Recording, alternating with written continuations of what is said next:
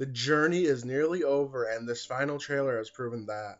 Not only did we have the final evolutions for the starters confirmed, but we also learned the final 3 islands deities and even what we'll be doing in the post-game. Honestly, I feel like they revealed too much in this trailer and spoiled some seriously epic moments that would have been better kept secret. I honestly want to do a live reaction to this, but it's hard to react to things you already know about. But without further ado, let's get right into this with the final form of Rowlet, Decidai. Besides struggling to pronounce that name, this one Pokemon has the whole community going. What the fuck in unison? Pokemon pulled a full 180-degree turn and made this giant owl a grass and ghost type. I honestly think they pulled that typing out of their ass, since I don't see how this is a ghost type at all. I think it was just to have another secondary type triangle, even though ghost kinda has nothing to do with Poplio's final evolution's typing, but still. Personally, I was hoping it would stay grass flying, but I'm okay with grass ghost. It's a great typing, and with how this official site describes this thing, it's going to have an insane speed and attack stat, which is what I've been saying for the past few months. It sounds pretty brutal actually, with how it's able to pierce many targets with its feather arrows. Decidai even has its own move called Spirit Shackle, which is basically a mean eye that does damage. That would be awesome if there's wandering legendaries in the Alola region. It's pretty badass Pokemon though, its typing still totally blows me away. Next up was Incineroar, which is a terrible name, honestly. Its name is too close to Pyroar from last gen. Other than that, it's a pretty awesome Pokemon. It's fire and dark and based off a professional wrestler. It's basically what those old leaks said it would be. I can't wait to see it in action because I know this thing's going to be a powerhouse. I really hope its hidden ability is Moxie, since that would be fitting of a wrestling Pokemon. It also has its own move called Darkest Lariat, which ignores stat changes. It will come in handy if you're going up against someone who's setting up on you. And last we have Primarina, the water and fairy final evolution of Poplio. Like its middle stage, it is an extremely feminine Pokemon, which still makes me think that the gender ratio for this Pokemon is flipped, being primarily female. Besides its amazing typing, we already know this thing's going to be a wall. Its defense and health will be through the roof, and its signature move is Sparkling Aria, which deals damage but also heals a burn. I can see that being useful for double battles, attack your own Pokemon with it and heal them, but there are better ways to do that. Honestly, it's a waste of a secondary effect if you ask me. I know this Pokemon is getting a lot of hate for the way it looks, but honestly, I think it's cute. People just need to get their mind out of the gutters. There was more to the trailer besides the starters. We were introduced to new Pokemon and another Alolan Pokemon. I will start with the Alolan form since I want to get that done because I hate it. Alolan Persian. It has a giant head. I love the sapphire on its forehead. It's a really nice touch. This Pokemon is getting the most hate I've ever seen a Pokemon get, and even I dislike it. But it's not because of the way it looks. I hate its typing. They lost a great chance to make a dark and fairy type Pokemon. The look of this Pokemon makes sense if you remember Alolan Meowth's origins. It was inbred to look like that. And through generations of inbreeding, there is bound to be deformities, and if you look up inbred cats, you would see the first thing to be deformed is the head. Fun fact, the most inbred species of cat is the Persian. It's a bit dark for a Pokemon game, but hey, that's real life.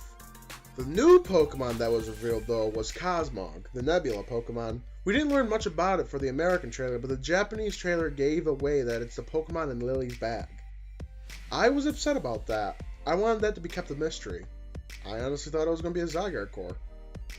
I hate to say it, but I think I know the secret of this Pokemon and what it may be related to.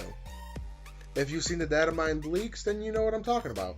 All I will say is, look at all the Pokemon that were revealed, study their colors, and make the connection. It's a psychic type and loves anyone that shows it kindness. It's just a lonely little puffball of clouds. The Aether Foundation is actually what gave it its name Cosmog, but it's been around a while since it's been known to the ancient kings of Alola, and only to the Alolan royalty. It's called the Child of the Stars. I love its design, it's really cute. I hope it joins us at some point since all we know about it is that it's in Lily's bag.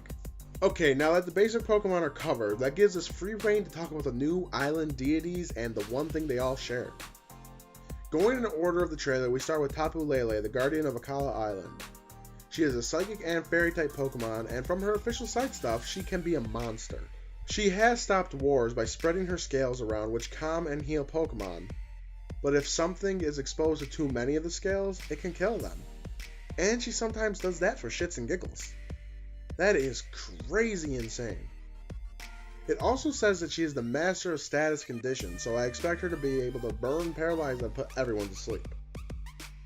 She's going to be a real bitch to catch, to be honest. Lele also has a new ability that brings up a new field that is a psychic field, I think. It says it becomes weird. But from what it shows, it prevents priority attacks when it's up, as we have seen with Bruxish and Sarina's own abilities. That will be a real bitch to deal with in battle. Next up is Tapu Bulu from Ula Ula Island. I love these names, I really do. It is a grass and fairy type Pokemon, and we can see it's based off a bull. It swings the bell underneath it around so Pokemon know it's around and it don't get startled by its presence. It's very strong and can swing trees around like clubs when pissed off. It's a very lazy Pokemon according to people, though sometimes it can be just docile. Its ability sets up grassy terrain, which will help out other grass type Pokemon in double battles.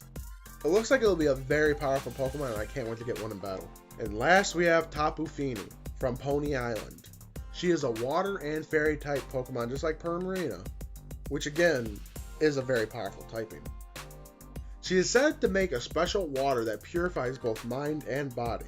Because people sought after that, and to protect the waters, Feeny would create a thick fog that would envelop the seekers. If they were strong enough to brave the fog, they can get the waters, but if they were not, well, it doesn't say. I think they died. She even uses this fog to battle, and that can be seen in her ability that summons a fairy terrain. She's a very well designed Pokemon, and it might be my favorite amongst these deities. But there is one thing all 4 island deities have in common. They all share a unique Z move that summons the Guardian of Alola, a giant headless avatar that the Tapus can attach to and then bring down the target's HP down to 25% health no matter what. This would be a great tool to take down Pokemon nice and fast. I am enamored by this Z move. It's just so epic looking and I can't wait to use it in battle. But those are the Pokemon from the final trailer. Some amazing, some disappointing, and some very mysterious.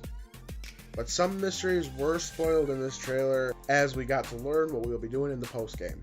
I even hate going over this, but it's news and I must report it. We find out that they are building an Alolan Pokemon League on top of Mount Lanakila, the highest point of the Alola region. This will probably be finished by the time we beat the game and we can challenge it since only champions of the Alola region can access the new battle facility, the Battle Tree. This is the new battle tower, but this one has famous trainers such as Cynthia and Wally in it. One of which I'm happy to see again, and the other I wish stayed in Hoenn. But it's different, we don't only get to fight these guys and girls, we also get to team up with them, which will be huge and awesome and fun. But that was the beginning of the surprises. Red and Blue are back. I lost my shit when I saw this. I was squealing like a fanboy. After 20 years, they are back, and they even aged them.